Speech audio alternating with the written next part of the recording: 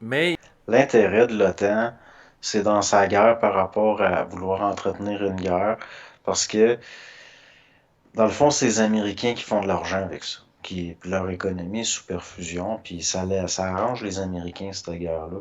Admettons que Poutine, il y aurait une explosion nucléaire en Ukraine, mhm. je pense pas que les Américains, ils s'en calissent. Va falloir un jour s'en rendre compte de ça. Les Américains, ils s'en foutent des Ukrainiens, mais vraiment, là, ils en ont rien à faire. C'est pas une question de principe, c'est pas par humanisme, c'est par intérêt. Donc, si Poutine détruit l'Ukraine, les Américains vont pas détruire toute la planète en entrant dans une guerre nucléaire avec Poutine par rapport à l'Ukraine. Ils s'en foutent de l'Ukraine. Tout ce qui compte pour eux autres, c'est ce qu'ils peuvent en tirer de la situation. Donc, je penserais pas qu'ils répliqueraient les Américains. Mais, Tellement que, oui. heureusement que c'est Poutine hein, qui est là. Parce que, ouais, je veux dire, il y en a d'autres que ça ferait longtemps qu'ils auraient réglé ça. Puis Poutine, il essaye d'être. Il fait attention.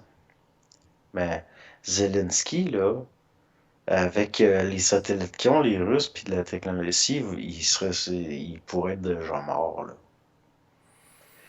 Bon, en tout cas, tu sais, le seul, moi, ben, ils savent que s'ils en font un martyr, ils sont faits. Ils ont déjà perdu la guerre de l'image à l'international. Fait qu'il fait attention. Et c'est Mais peut-être ta moi, je suis raison. pas Oui. aussi patient que Poutine, hein. Mhm. Puis, dans le fond, le monde sont bien chanceux que c'est Poutine que c'est quelqu'un comme Poutine. J'arrête pas d'entendre du monde le traiter de fou. Ben, je dois être pas mal plus fou que lui. Parce que moi, j'ai pas cette patience-là. Vraiment pas. Dans le fond, Poutine, il s'est fait avoir dans le sens qu'il a traversé la frontière, puis il se faisait japper après, il avait le feu à sa porte, puis il a fait l'erreur d'embarquer. Mais il reste que j'ai pas confiance tout à fait en Poutine. Fait que moi, je pense qu'il y a bien du bluff là-dedans. Puis dans le fond, qui va payer, si les Américains ou les Russes? Non, non, ça va tout être le petit peuple. C'est les Européens qui vont passer au cash. Ben, On dirait que l'hiver les sur. Européens sont pas capables de se dire, ben peut-être que les Russes puis les Américains sont arrangés ensemble pour faire un théâtre pour ruiner l'Europe. En ce moment, les deux seules nations qui profitent vraiment de ce conflit-là, c'est les Américains puis les Russes. C'est quand même spécial. Puis leurs alliés sont en train de payer pour ça. Les alliés des Russes, il y en a, ça leur nuit, puis les alliés des États-Unis aussi, toute l'Europe. Fait que si les Américains puis les Russes, secrètement, au niveau des agences de renseignement, ils s'étaient arrangés justement pour, OK, les Russes puis les Américains, c'est comme deux bullies dans la cour d'école. Mhm. Puis ils s'arrangent ensemble, ils disent, OK, toi, Ben, tu c'est vas faire comme. de l'intimidation, moi, je vais faire de la protection, puis Ouais. on va se faire payer les deux.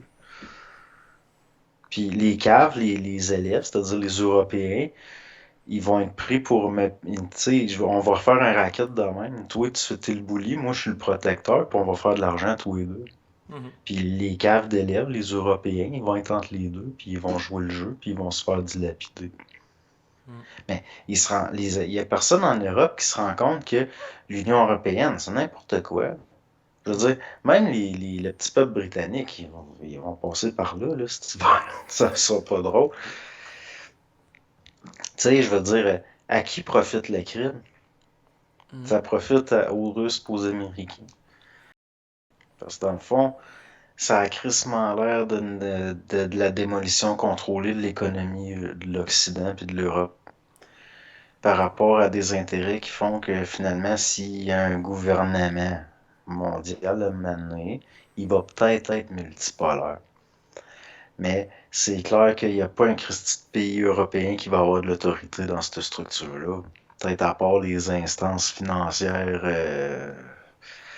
avec des petits accents là, qui viennent des raccoins helvétiques. Là. Eux autres, bon. Mais il reste que, si on le regarde comme il faut, dire, ben, peut-être qu'il y a une complicité entre la Russie et les États-Unis pour complètement détruire toute l'économie européenne. Ben, il n'y a personne qui allume que peut-être, oui. Ils en ont Ben, rien à foutre des Ukrainiens, les Américains, les Russes non plus, dans le fond. C'est d'autres choses, là. C'est géostratégique, c'est lié à toutes sortes d'affaires. Mais les seuls qui payent, c'est les Européens. C'est à eux autres que ça va nuire le plus. Puis les seuls qui ont du gagnant là-dedans, c'est l'économie russe puis les Américains s'il y a une guerre.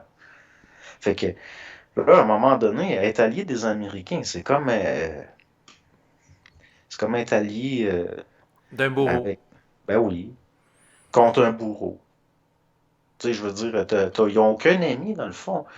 Les dindons de la farce, c'est le peuple ukrainien puis c'est les Européens.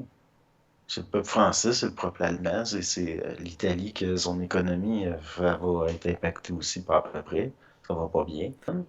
La guerre est entre des élites hypocrites contre les populations.